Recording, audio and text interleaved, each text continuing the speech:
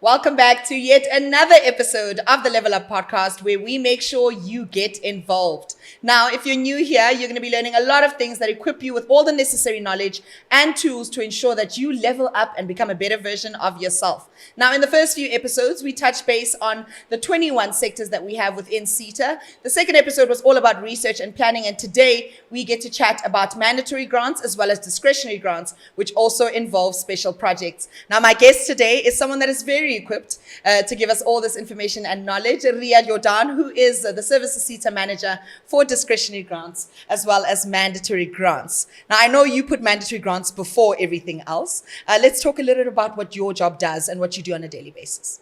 So I'm responsible for the Department of Mandatory Grants, which includes workplace skills plans and annual training reports. Those are grants that employers can claim on an annual basis. It's got a regulated deadline date, which people don't like. But they submit their workplace skills plans and annual training reports to us as a SETA.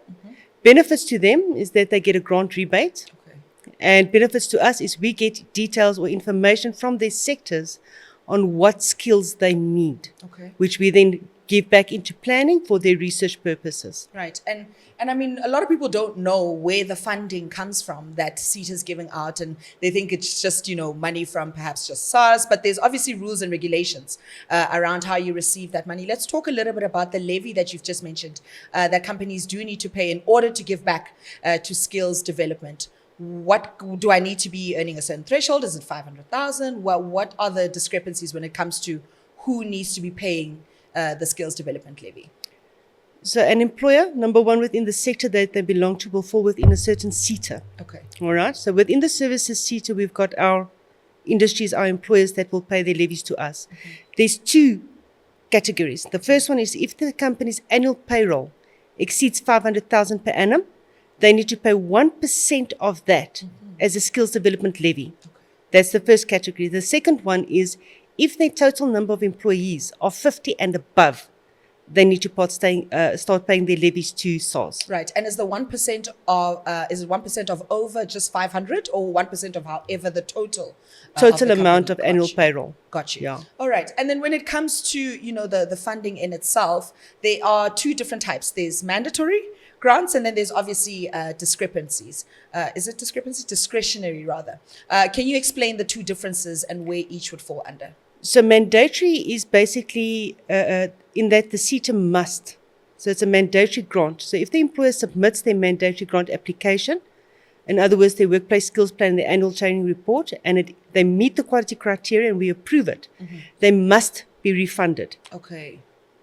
20% of their skills development levy that they contributed within that period of time. So that is something that the SETAs must do on an annual basis. Then there's discretionary grants. Now, discretionary grants is at the discretion of our accounting authority, our board. So we will get our sector skills needs. What are the needs of the sector in terms of skills development? What is the national priorities, nationally or per specific sector? And then we will award a discretionary grant to an employer, provider, and institution to meet those needs.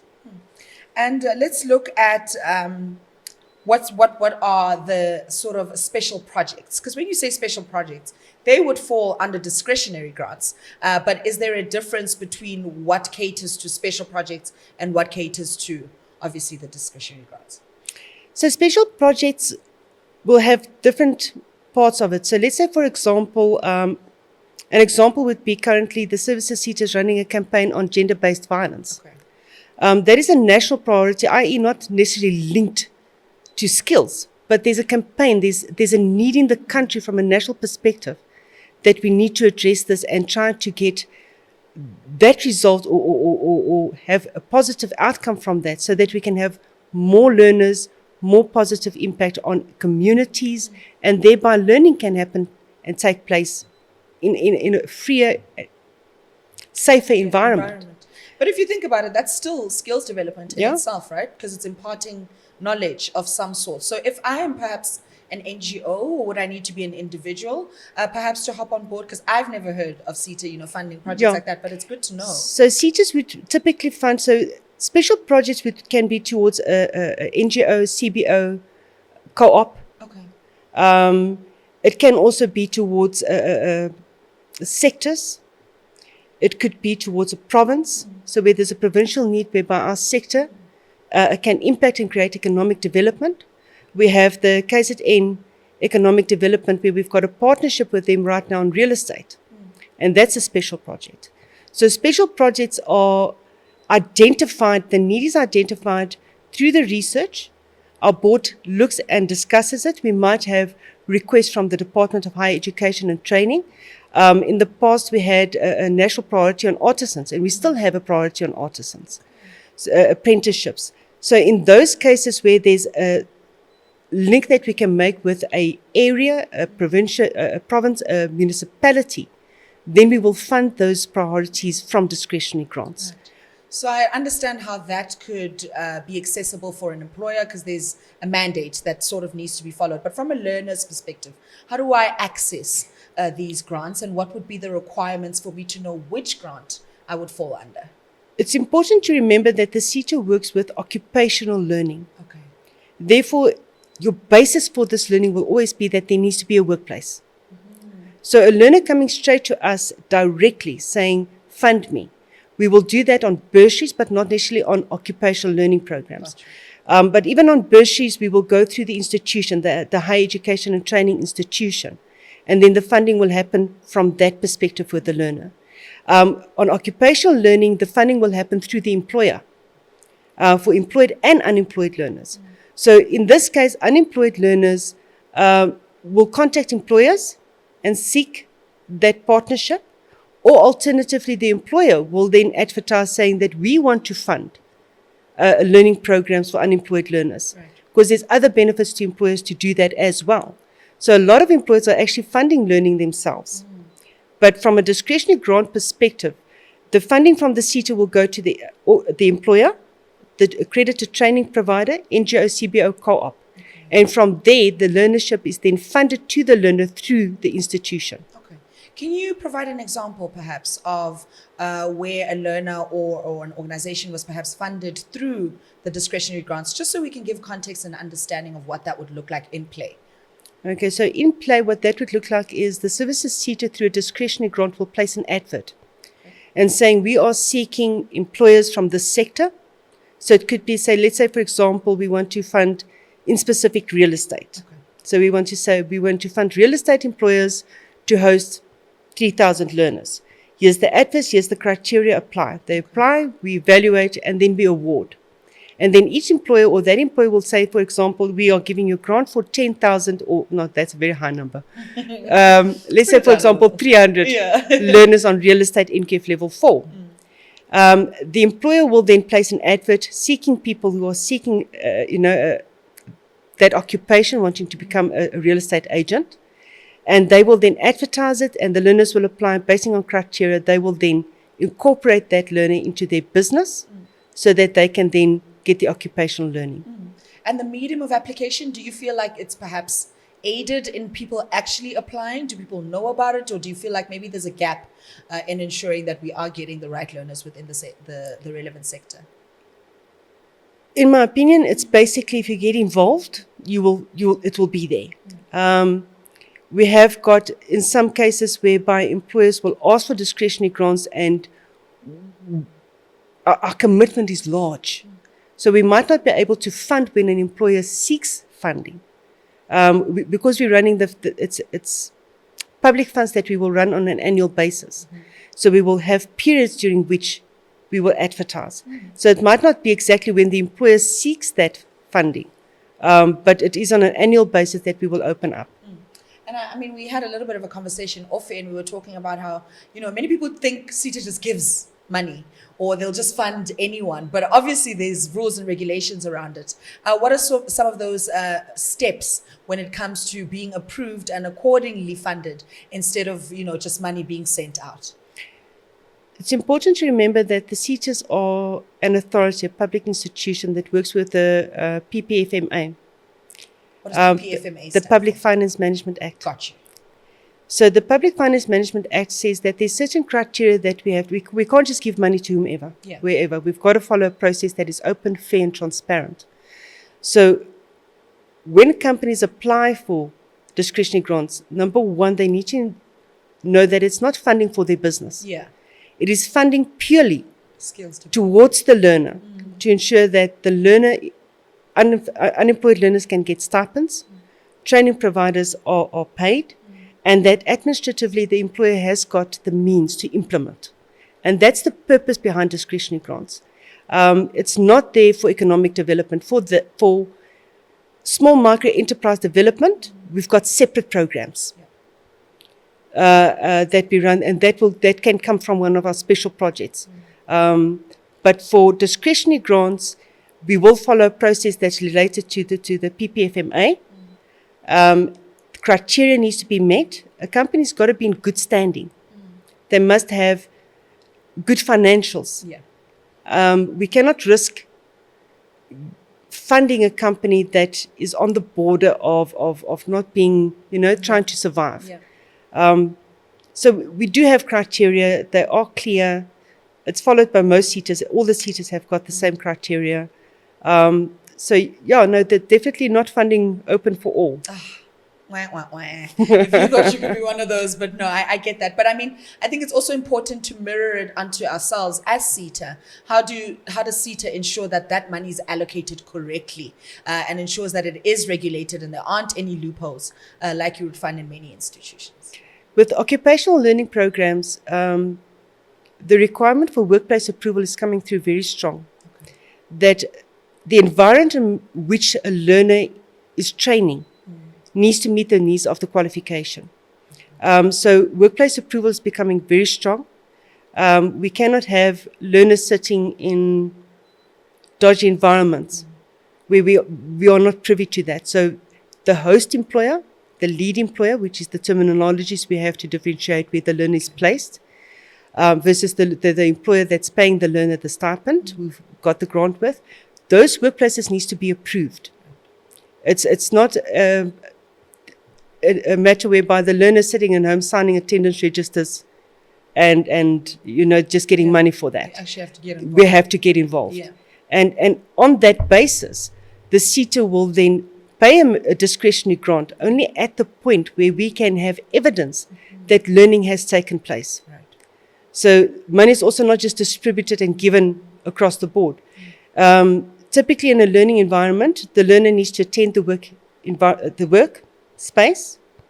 They sign registers. Those registers need to be submitted to the SETA. And once we validate, then we will release the stipend. Once we've got the training providers' feedback in terms of assessments, reports being conducted, etc., we will then release the funds. We also do monitoring visits at the site where we will then ensure the learner is on the workplace, the experience is relevant to the qualification or the learning program, at which place, once we get that confirmation, funds will be released. And if I am, let's say, a training facilitator and, I have a cohort of students that I'm supposed to be looking after to ensure that they go through all the necessary steps and they don't, they don't pitch, or perhaps attendance is low or things aren't being submitted, who does that fall onto? Is it the employer or the host, or would that then be the learners that have defaulted? The employer is ultimately responsible in that they sign the employment contract with the learner. So the minute that a learner gets onto an occupational learning program, two things that needs to be done. Number one, they must sign a learner agreement between the learner, the employer, and the provider. And in that, each has a obligation, a legal obligation that they need to do.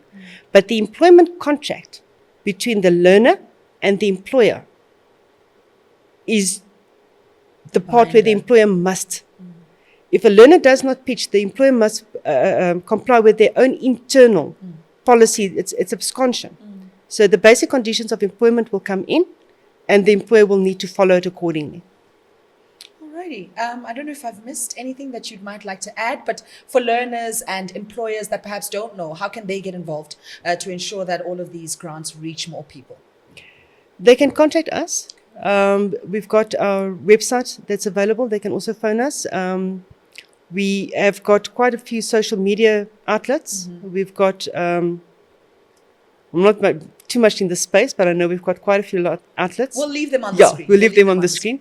But they can contact us and we then provide guidance, We've got non-provincial offices in the provinces that they can go and contact.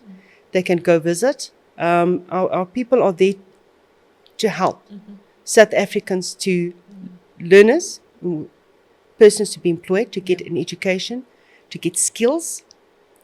We are there for employers, for our sector, to say we're here. Communicate with us, engage with us. We are here for you. Yeah. The youth unemployment rate is sitting at over 60%, which is quite alarming. But hearing that things like this exist, gives you a little bit of a beacon of light to know that these things exist. But where do you think the gap is? When it comes to, is it the fact that people aren't taking action? Is it the fact that not enough information is out there? Is it the fact that perhaps people feel helpless? So I've never been in this industry, so why would I enter now? There's so many layers to it. But where, in your opinion, Ria, where do you think that gap falls? Everything works within the system. And if it's not just a part. In my opinion, it's economic development. We need to have more economic development. We have to have more startups. We have to have more people taking action.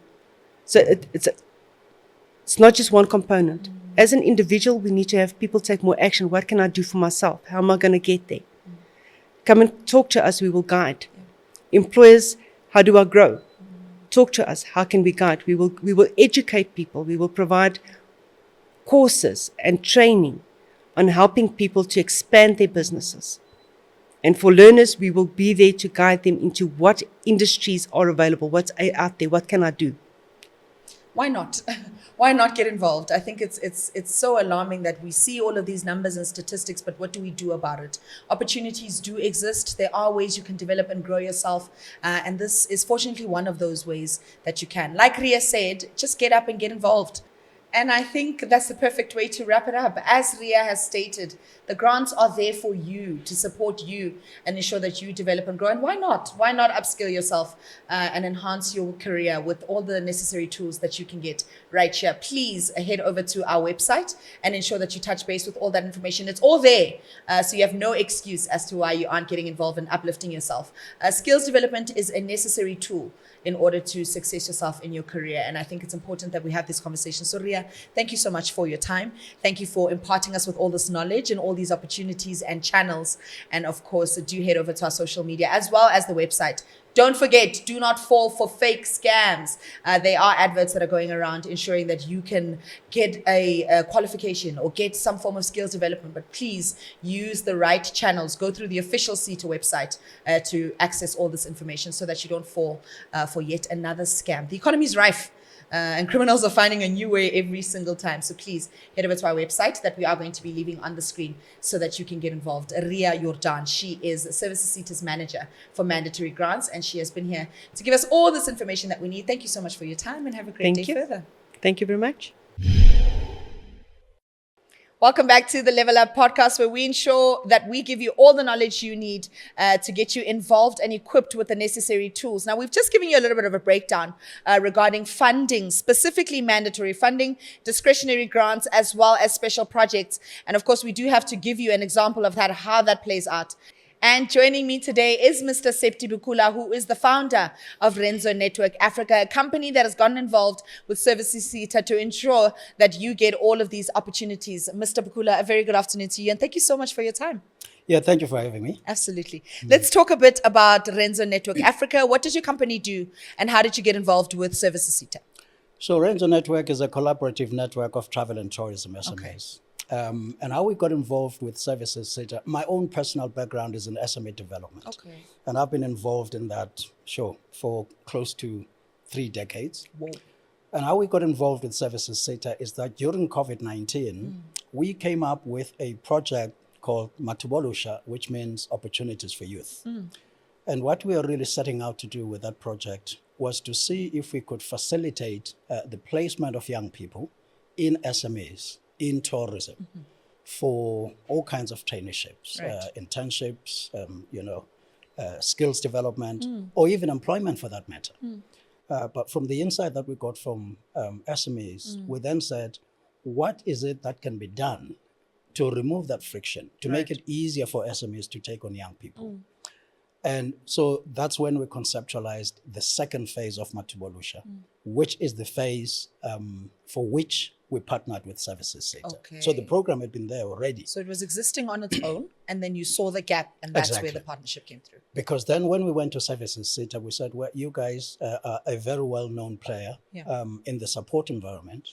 Why don't we partner to take this to the next phase where we actually do in-depth research and understand the issues, and then take that to a summit where we can call various stakeholders who form part of what we call the support ecosystem to have a conversation and say, hey, you know, young people out there are looking for opportunities. SMEs out here are willing to take young people to give them that first experience. But the system that supports all of that to happen is not as efficient as we would expect. And so can we then, those of us who play within that system, come together, interrogate where the points of friction are and see if we can remove them? Because what we all desire, young people this side, SMEs this side, the support system that side, what we all desire, the outcome we all desire, is to see accelerated intake of young people by SMEs. Right. Now, let me be specific about why SMEs. Because one of the things that we observed in the first phase of the program, when we were working with, placement agencies like Yes, Harambe, and there's quite a few well-known out there, we found that their focus was largely on corporate entities, large organizations, be it in the private sector or government. But our argument, especially my personal argument, as someone who's worked with SMEs for a long time, is that but there's no, granted, that's fine, but there's no logic in neglecting SMEs that constitute the majority of workplaces in any economy, including our own. And so by simple logic, we were saying, if we don't engage SMEs, we are really denying young people the majority of opportunities to enter the workplace. So that's why from the beginning, our focus was on SMEs. Right. And we acknowledge that it's difficult to work with SMEs because when you work with a corporate, you can place 50, 100, everywhere. 150 in one company. But when you deal with SMEs, you can only place a handful. It's dispersed. And so the big organizations find it very difficult to work with SMEs from an admin point of view, from a tracking and monitoring point of view, and all of that kind of stuff. But we said, but we can't let that be, a barrier. We need to unblock that so that we can invite SMEs to join us in this national effort of giving opportunities to young people. Right. So that is in a nutshell, the background. Okay. And I mean, you mentioned the fact that, first SMEs are the umbrella, then within that umbrella comes the travel or tourism kind of sector within it. Where is the gap in young people wanting to get involved in that particular sector? Because to me, at face value, it sounds exciting. And it sounds like, it sounds like an experience that anyone would want to get involved in. But it seems like that's also a little bit gate-kept when it comes to that industry. Well, I think, young people generally just don't know SMEs. Let's just put that out there. Yeah. They don't really know much about SMEs. And either they don't know about SMEs or they have stereotypes about SMEs. Just like SMEs, by the way, do have some preconceived ideas about young people.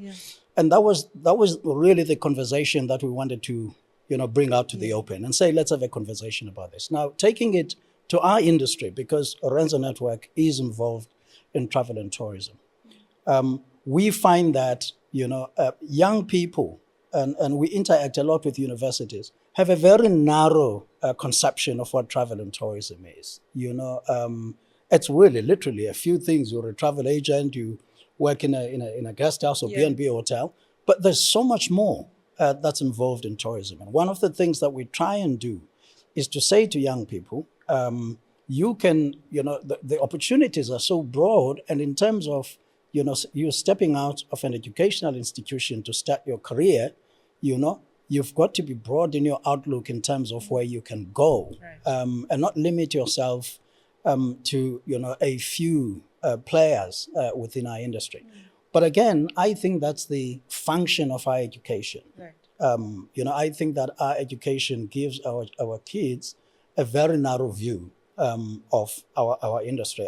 And quite frankly, I think we are in the most exciting industry of them all. It sounds you know? exciting. And I think Yeah. you mentioned that there's so much to do. What are some of these things? Because you're right. Cliche as it is, I think travel agent. I think working at a guest house, hospitality, Airbnb, hotels. But what more is there to the sector that's so exciting to you? Yeah, well, look, just for starters, and something that's very close to young people, is that technology is ubiquitous in travel and tourism. Yeah. There are so many things that you can do just from a technology point of view, in travel and tourism.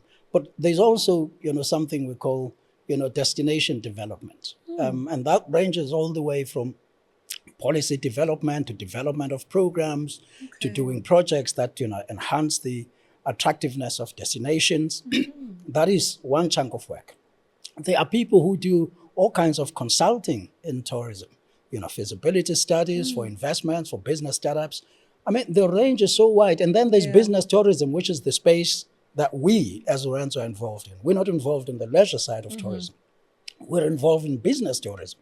And that's where you host people, business travelers who come into the country to attend conferences and events. Think about the G20 right now. Yeah. Most of what is happening in the G20 is tourism because it's people traveling here, staying in hotels, eating in our restaurants. So much of it is tourism. Yeah. And yet, young people don't really see that as tourism, So, so the sector is really quite wide. Sure. And Olusha was approved as a special project by Services SETA. Let's talk a little bit about what that meant and how you got to the point of approval, I think is important because most people, I'm sure, want to get involved, but there's so many tick boxes that you need to get through before approved. How did you kind of get to that point? Well, first of all, I must start by really expressing our appreciation for the partnership with Services SETA because in all honesty, without that partnership, Olusha would not have happened because it was a very different project. And for that reason, it took us quite some time to actually explain it to Services SETA. And we understood, because it involved two components. The one component was what we called the international benchmarking study. So we kicked off with a study. I'm a researcher by profession, so we did the study. And we really wanted to understand and learn from other experiences. What is the experience in terms of facilitating engagement between young people and SMEs specifically? So we looked at different jurisdictions around the country. So that was one chunk of work. And we were grateful that we worked with Services SETA because they understand research. Research falls under Services SETA. So we didn't have to explain that very much. And then the second part was obviously the summit, where we brought together the stakeholders from locally. We invited international speakers with the assistance of, for instance, other agencies like the British Council, GIZ, the German agency. So we had a number of collaborating organizations that put together that summit. That summit was really the culmination of this work. After which the aim was then to design an actual placement program. So the second phase of Olusha itself did not go as far as placements, even though there are placements that took place, and I'll be happy to talk about those. But it was really to say we need to identify all these things that make the system not work as efficiently as we wanted to, remove them, and then come up with a program that massifies, so to speak, the intake of young people by SMEs. And what were some of these issues or rather challenges that you came across? Because I can imagine it's not just Renzo Network that probably encountered these issues. But before removing all of these, what were some of those challenges that you observed?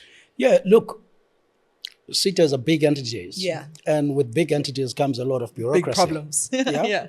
And this is not just one SETA, it's all the SETAs. And I've had the privilege of working with different SETAs. Right. And of course, because they're working with government money. And so, some of the bureaucracy is inevitable. They have to account for the money that they work with because it's public money. And so we understand that. But we think that at an implementation level, some of the requirements make the administration so onerous for small businesses, which are always time poor, that they just bail out. They just say, "Oh, if I have to cope with all Discouraged. this," they get discouraged. If Yeah. I have to cope with all this administration, then it's a problem. But then, of course, there are also just the issues of how the system works. There's a lot of working in silos where if we work together, the outcomes would be so much better. So one of the things that came out very strongly at the summit is the lack of collaboration and cooperation in the ways that we do things.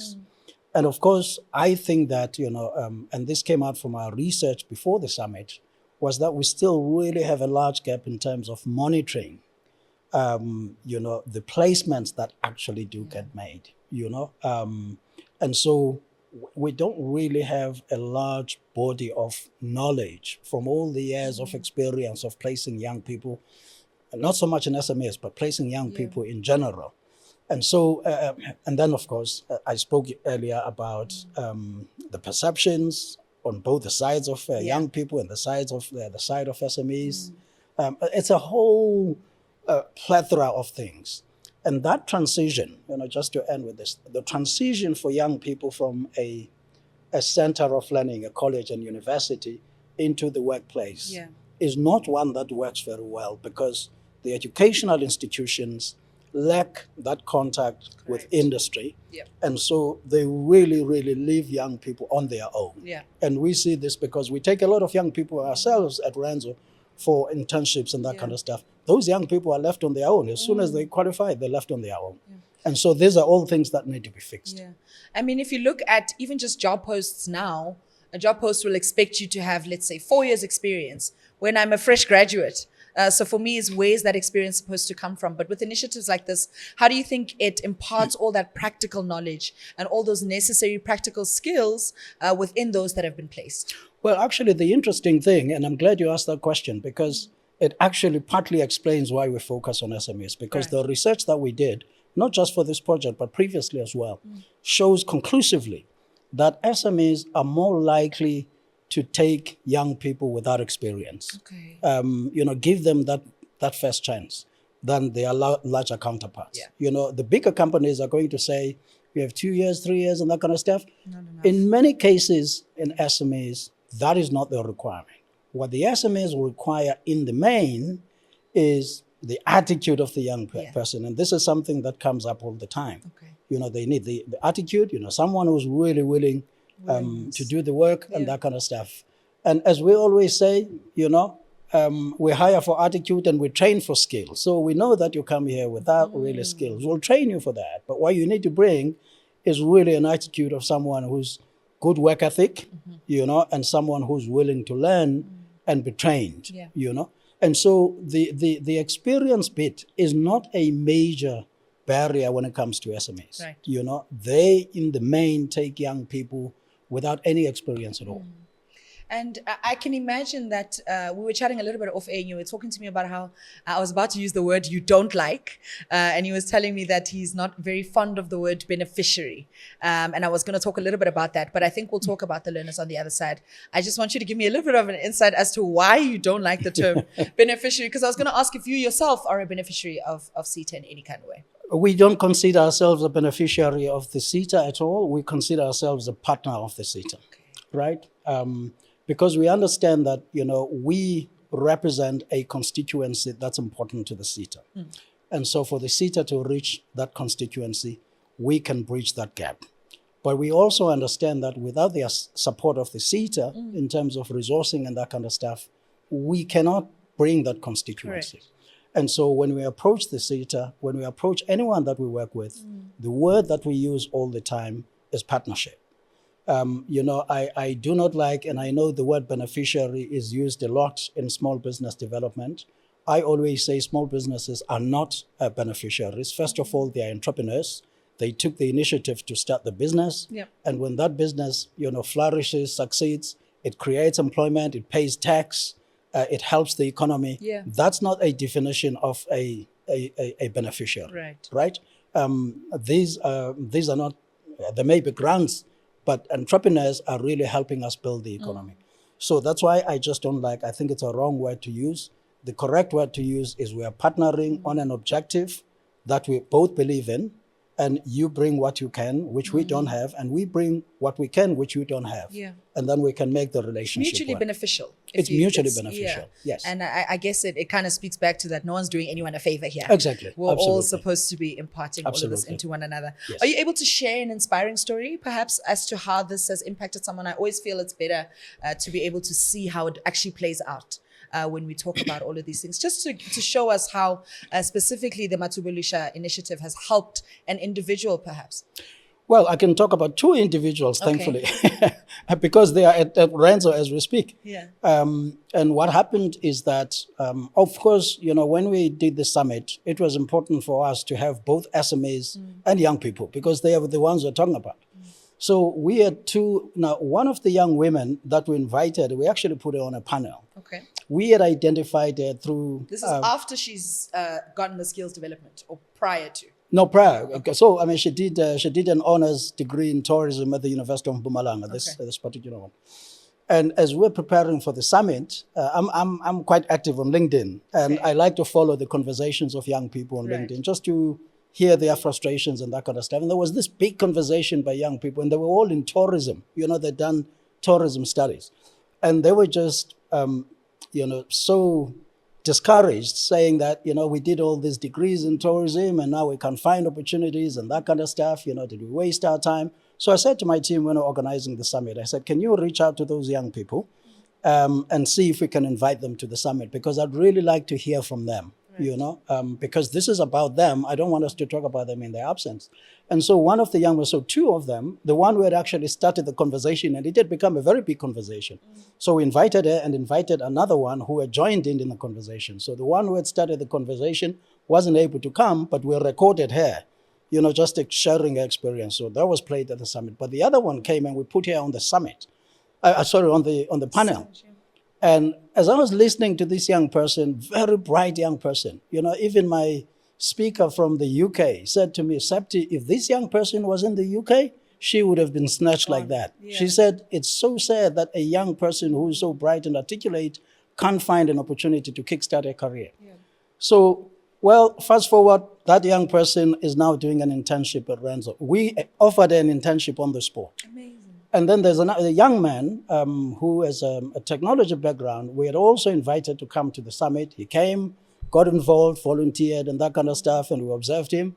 Well, that young man is a second intern at Renzo, and they're doing absolutely amazing stuff. And let me just finish by saying what the young woman is doing together with a colleague. We have a lot of interns at Renzo.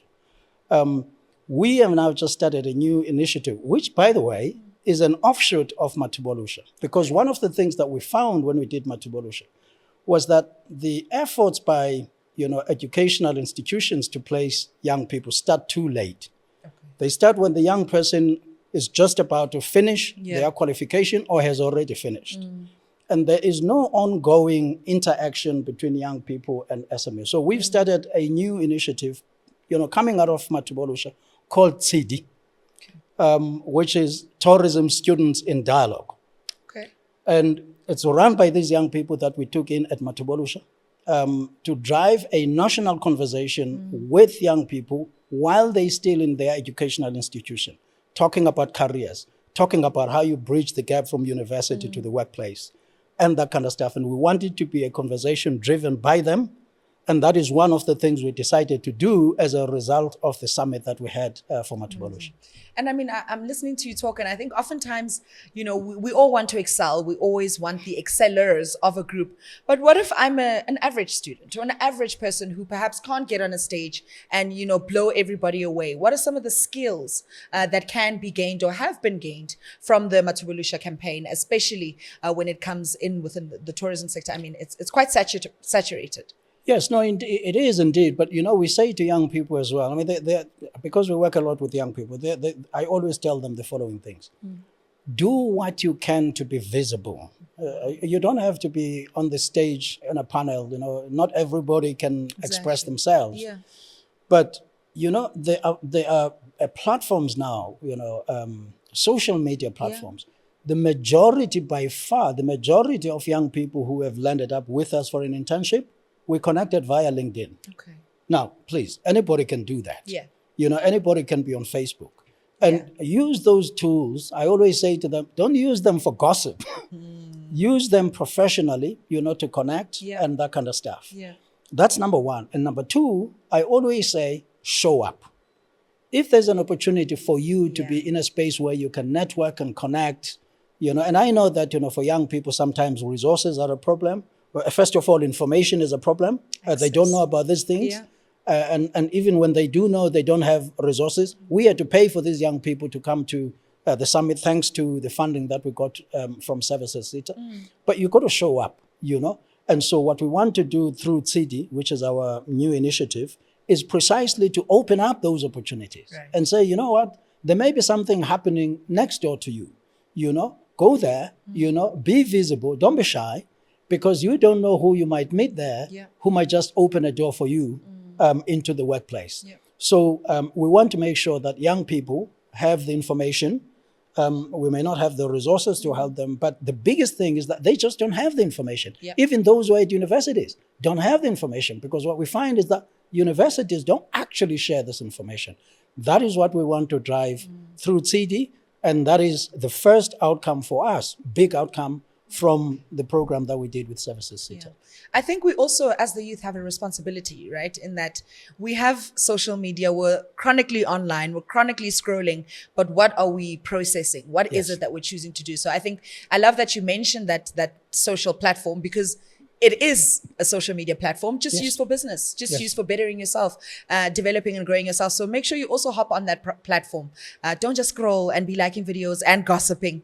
I think it's also important that we develop ourselves and really enrich ourselves. And I think it's so beautiful that Olusha is doing this. So for you, as someone that has been involved for a very long time, what is some advice that you could give to the youth to kind of develop themselves and grow themselves in actually taking the step to wanting to better themselves? So one of the things that came up from Olusha, from the summit specifically, and it was a big talking point, was that young people should have agency. In other words, young people are not so powerless, to do anything. They should have agency. Now, let me give you an example. I mean, we're talking about social media platforms here. When you are on social media, make sure that one of the things that you do, you comment on things around your career choice. Because I may just be reading, and I read a lot of stuff on LinkedIn. And many of these young people, I read what they post on social media. And then I reach out and say, hey, that young person seems like, they jacked up. I like their commentary on social media. So I think they need to have some kind of agency in that sense. But also, I think that, and I know, again, it's a resource issue, but you really need to equip yourself with other ancillary skills, short trainings and that kind of stuff, because it's very useful when you come to the workplace and you can demonstrate that you don't just have this degree or diploma in tourism, but hey, I did this and I did that and I did that. And one of the arguments that we actually make in Olusha, and it's in the research that we did, is that it is wrong to say that young people, because they've never held down a formal job, they're coming straight from a college and university, they have nothing to offer. I disprove that all the time, because what I find is that with the young people that have come to our organization, they are fantastic when it comes to technology. Right. Really, they are. And so a lot of things that need, whether it's graphic design or doing stuff on LinkedIn, branding, marketing, we go to them. Yeah. So they have something to bring. And I think that, to just write them off and say, oh, they're young people, they have no experience, they have nothing to bring, is wrong. In fact, even SMEs, when we did the research, made this point. They say, we recognize that young people have something to bring on top of work ethic and that kind of stuff. But, in terms of hardcore skills, they already have a base. And of course, being young people, they bring fresh ideas to the workplace. So what we find when we sit there, we discuss something and they will say, hey, what about that? What about that? And sometimes I think, oh my goodness, I actually didn't think about that. Why didn't I think about that? Exactly. But young people bring a perspective, so it helps with the diversity in the workplace, because a well-functioning workplace must be diverse, both in terms of age, gender, races, and that kind of stuff. And so we start from the point of view, and this is what we say to SMEs as well, that young people already have something to bring. It may not be that much, but they already have something to build. So at least there's a foundation there that you can build on. And of course, when you look at your research that you've done, both in your personal capacity, but as part of the SMEs, what do you feel is missing in terms of workshops, tools, to ensure that learners are placed successfully? Or do you feel like that's something that's got the ball rolling already? Well, again, really a great question, because this was another talking point at Olusha. It's like I was at. Yeah, no, I was absolutely. there. I'm surprised. Did you read our report? I was there. Looks like you read our report. Because one of the points that was talked about a lot is that when I was talking about perceptions and that kind of stuff, there's this perception on the part of young people that you don't get great quality training in an SME than what you would get if you were in a corporate. And I disprove that all the time. I give myself as an example. When I left university, my first, as a traineeship actually, I was in auditing at a big company I'm not going to mention by name. For 2 years in that company, I had learned to audit only salaries and wages, nothing else. But in a small business, you get exposed to everything almost from day one. Even the stress of the entrepreneur, the stresses of the entrepreneur. So you get to, because you get involved in everything, you get to understand how a business works in total, not just a small part of the business. And, the Organization for Economic Cooperation and Development, the OECD, has put out a lot of research which actually demonstrates that young people who, after leaving university or college, start their career with SMEs, have a higher chance of later starting their own businesses because they've actually watched the process of entrepreneurship, firsthand. And they build the confidence of knowing how to start a business. So there was that. And then we said, we acknowledge that SMEs, not all SMEs give quality training.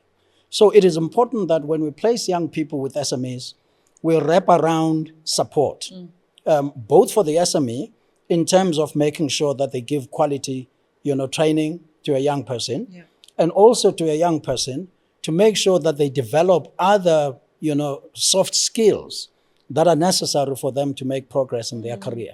So one of the things that came up very strongly is that it is not helpful to just place young people in SMEs and wish them good luck. You need to provide structured mentorship for both of them in order to help them make that relationship work. Because an SME does not have a human resources department. They don't have many things that you find in a well-structured, in a corporate environment. So there is support that needs to be provided in order to make that training relationship a successful, a mutually beneficial one.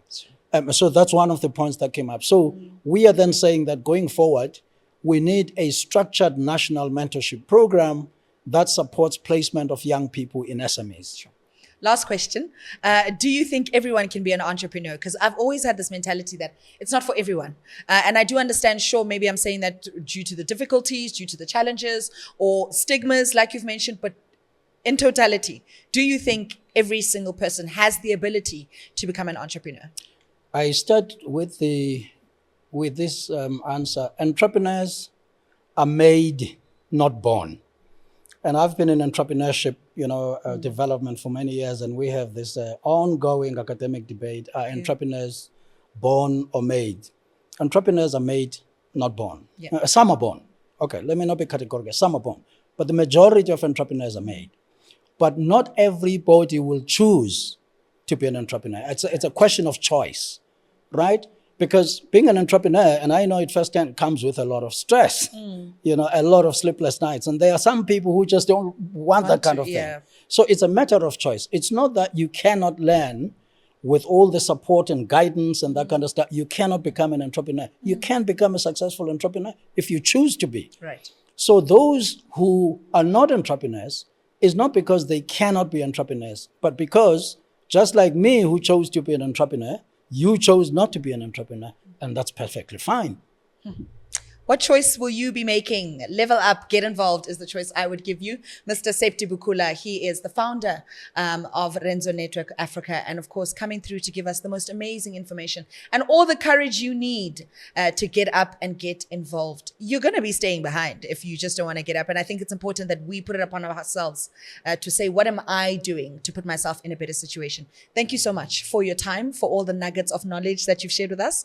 And before we let you go, a word of advice for anyone that's watching right now that feels a little demotivated or feels like they are part of the youth but can't get involved.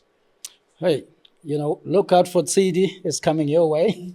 CD, well, this is for tourism students in dialogue, but any student can connect, because the issues we're going to be talking about, we may be talking about a specific sector, but the issues are going to be generic.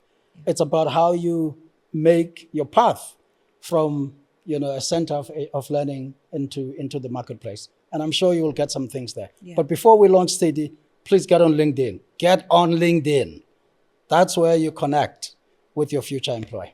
There you go. It's www.linkedin.com. But make sure you head over to our website, the Services SETA website, to make sure that you get all the information that you need and you could become a part of the sector that holds the future. A common misconception is that SETAs hand out cash to businesses. No, in actual fact, we fund training delivery through accredited providers and approved workplaces. Payments are tranche-based against verified milestones. Once approved, the money is guaranteed regardless of performance. This is another myth. In actual fact, funding is earned, not guaranteed. Missed milestones trigger rescue, then termination if needed. We reallocate funds and recover losses where applicable. If a project fails, learners are left stranded. No, another misconception. On termination, we transfer learners to capable accredited providers so that the learning can continue. Cancellations and terminations are the same thing? False. Cancellations and terminations are not, in actual fact, the same thing. Mandatory grants are optional rebates. False. Employers must submit workplace skills plan and annual training reports on time to qualify. This is part of the skills development levy system. Discretionary grants fund whatever applicants propose. False. The board directs priorities using sector research. We fund priority skills that the industry needs now. Special projects are freebies. No, unfortunately not. They are board-approved discretionary interventions for urgent national or sector needs with the same controls and audits. You can apply for bursaries at the Services SETA website. That's a myth. You can actually apply to Student Financial Aid Office at public institutions such as TVET colleges and universities. Well, that's it for this session. We'll catch you next time on the Level Up podcast, where we make sure you get involved and become a part of the sector that's building the future. I'll see you next time.